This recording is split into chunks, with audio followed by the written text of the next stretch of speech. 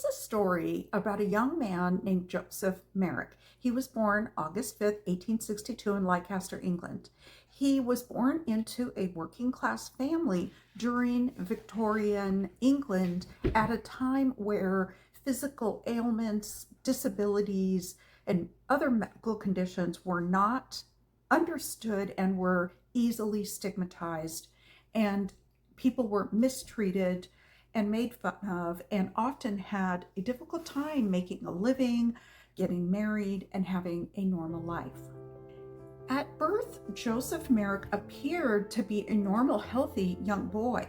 And by around, though, age 2, he developed some bony, hard prominences, swelling in areas of his body. He also had some problems with his bones where he developed some protruding bones, growths on his bones, skin that was thick and built up like a large callus. But by around age 2, Joseph developed some deformities on his body, and these deformities continued and progressed until he died. And those prominences were thickened skin. I'll insert some pictures. He also had some difficulty with growths in other areas of his body that was usually asymmetrical. So like one whole arm and not the other, one foot and not the other, one part of the head and not the other. These prominences occurred on his bones, which made them deformed and not straight and not able to grow properly, and on his skeletal and on his muscular development as well. So he had these prominences all over his body. Today, many experts look back and consider what Joseph Merrick had as Proteus syndrome. Proteus syndrome is a rare genetic disorder that affects people, causing overgrowths in multiple areas of the body.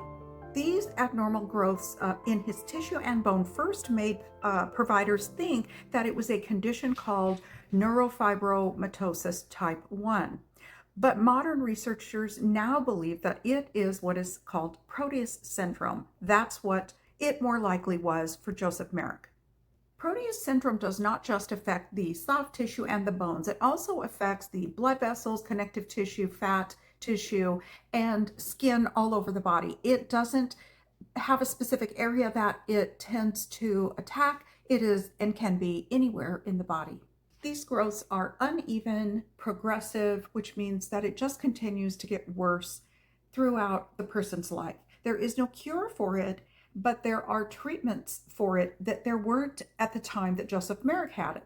These growths can be so significant that it affects the way the person is able to walk, able to talk because of the growths in the face and in the neck and in the head, to the point even where these individuals are not able to go to school, get married, have a job, and that is how it affected Joseph when he grew up. And his head was so misshapen that he wasn't even able to lay down comfortably or lay down to go to sleep at night. He had to sit up, propped up on pillows every night, and rest his head on his knees as he pulled his knees up. Proteus syndrome is due to a genetic mutation in gene AKT1. It's to myth number 1, where he was treated fully as a full intelligent human being in society. But that is a myth. He was mistreated, he was made fun of, and he could not be around other people, other students, because of their fear and misunderstanding of his condition. Victorian society mistreated him terribly, but his mother loved him very much. He had a close relationship with his mother, although his father seemed to skip town when he was born and this condition progressed. But his mother took care of him, took good care of him, and she taught him to read and write. Although she died early when he was age 11, he continued to teach himself and practice writing, which is myth number 2, is that because of his condition and because of his inability to speak clearly due to these growths, that he was therefore an unintelligent man. But the truth is that he was very intelligent. He was artistic. Even though he had one hand that didn't work very well, the other one did work. He could write, he wrote letters, he loved music, he did artwork of various forms, and he was a lifelong learner, thanks to the commitment of his mother and her education to him. Myth number 3, he was called the Elephant Man because of his condition. Well, yes and no. He was actually called the Elephant Man because when his mother was pregnant with him, it was told that she became very fearful of elephants, that at some point in her pregnancy, an elephant scared her. I also read that she had a dream about an elephant that frightened her. So she blamed herself, as mothers tend to do, that the reason her son Joseph had this condition is because of her fear of elephants when she was pregnant. Joseph's father, after his mother passed away, then remarried, and he had an extremely difficult time fitting in. This new mother type in his life did not treat him with the same respect and love that his own mother did. He felt like an outcast. He felt unloved, according to the documentation. And that is when he left and he found work in a type of circus show where the manager of these types of shows would hire people that looked very unusual. They were paid, they were housed, and they were even fed as long as they performed, so to speak, for him, and in various locations. And that is what Joseph Merrick ended up doing. So the myth is also that it was a cruel and awful life for him to live in this, what they call freak show. But the reality is that it was the only thing he felt he could do, and he made a decent wage. However, a physician got word that there was a young man in this freak show who had these abnormal growths. And if you watch the movie, it shows that he was mistreated really bad by the person who managed him during these freak shows and who traveled with him or brought him along. But when the physician came and he saw Joseph, he made a deal with this man who supposedly owned him and said that he owned him, and said, I'm going to pay you a good amount of money. I teach anatomy at the college. I would really love to have Joseph Merrick come and be with me, and I want to use him as a piece of education for the other medical students. Would that be okay? I'll pay you well. And the owner said, okay, yeah, you can do that, but you need to bring him back. This incredibly important individual in Joseph's life was named Dr. William Treves, and he taught at the School of Medicine in London.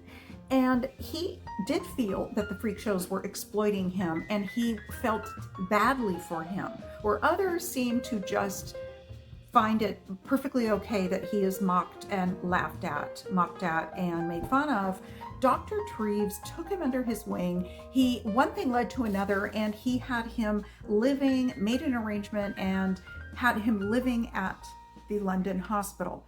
So Joseph had his own room. He had everything paid for, had his meals taken care of, and his clothing taken care of. And Dr. Treves wanted Joseph to have a normal life. He felt that integrating him into society would be the best thing for him because he had intelligence, and it was a disservice to him to keep him away from people and locked up and exploited. So as the autobiography goes and as the movie goes, because some of the movie wasn't actually correct, but what Dr. Treves wrote about during this time was that he and his wife took care of him. They introduced him to people that were their friends, that they knew in society, that they knew would treat him like a normal human being. And therefore, Joseph got time to go to a show, go to a play, go to an opera, to watch people sing live, and to discuss intelligent things like art and books and writing. One reason that Joseph Merrick's story remains so emotionally powerful and interesting is because everyone who met him described him as an extraordinary man.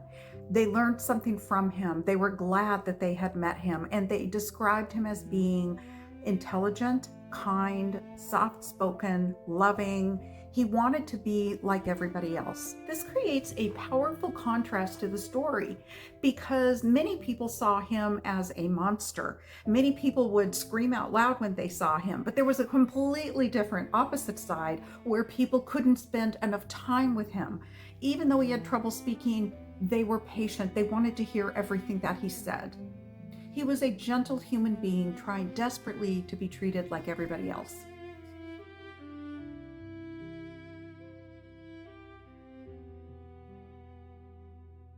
How would Proteus syndrome be treated today? Probably with the modern technology we have, like CT scans, MRIs, going to a dermatologist, going to providers that specialized in this type of disorder, speech therapists to help him speak and help him swallow better, physical therapists to help him get around safely using things, equipment perhaps like maybe a walker, or they did have canes, but there are better pieces of equipment out now for people who have an unsteady gait. So he would be offered those sorts of new modern things that we have to treat people with Proteus syndrome. So how would we test today though to make sure that somebody really had that or didn't have that? And that would be through a geneticist, through genetic testing. Nearly 140 years after his death, he remains somebody who is still interesting to learn about and talk about. His story is one of the most famous and emotionally complex medical stories in history today. So how did Joseph Merrick die? In 1890, at the age of 37, Joseph very much wanted to fit in and to be like everybody else. And I can only imagine how exhausting it would be night after night, wanting so badly to lay down. And that is how he died.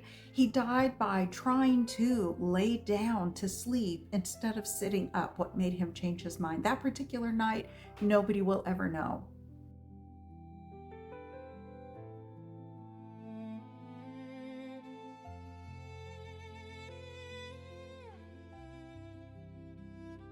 His enlarged and asymmetrical head made it very difficult to lay down and breathe at the same time. So the next morning, when Dr. Treves came in to see him, he discovered that he had passed away in his sleep. And Dr. Treves does discuss this in his memoir about finding him and believing that the neck compression and asphyxiation was a direct result of laying down flat in the bed to sleep that night. This story still matters because it forces people to confront the fact that this human being, this wonderful, intelligent, gentle soul, had so much more to him than his appearance. Although his appearance was extremely prominent, there was no way to get around it. And again, I will insert some pictures and list a lot of resources below, including the name of the film. But it does force people to confront things like prejudice, dignity, treating people equally, having empathy for another human being's plight in life.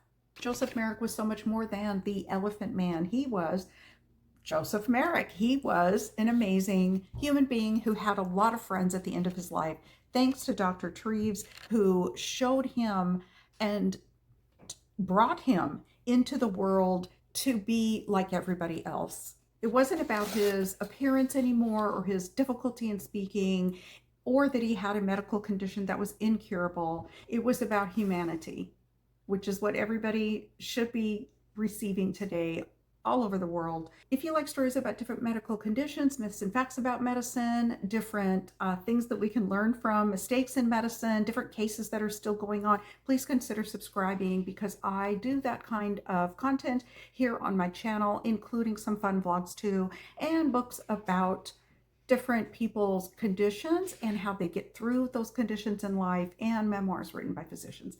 So I will see you at the next video.